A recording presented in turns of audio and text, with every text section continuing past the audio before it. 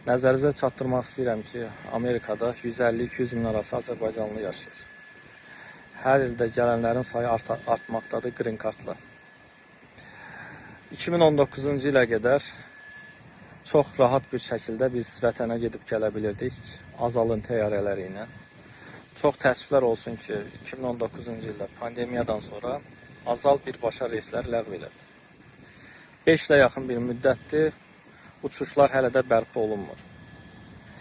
Və bu bizim üçün, yəni burada yaşayan yüz minlərlə Azərbaycanlılar üçün əziyyətdir. 10 saatlıq məsafəni məcbur oluruq tranzit uçuşlarla 20-22 saata, bəzən də 24 saat tranzit gözləmələrlə vətənə gəlirik. Bu bizim üçün çox çətinlik yaradır, həm maddi, həm mənəvi olaraq. Nəzərinizə çatdırmaq istəyirəm ki, körpə uşaqları olan ailələr də var.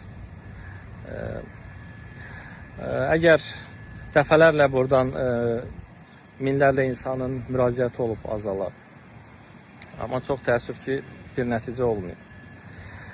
Bizim istəyimiz odur ki, əgər Azal uçuşları bərpa eləmirsə, heç olmasa bunu xarici avia şirkətlərə versin. Ümid edirəm ki, bizim səsimizə bir səs verən olacaq Azərbaycan Hava Yollarından.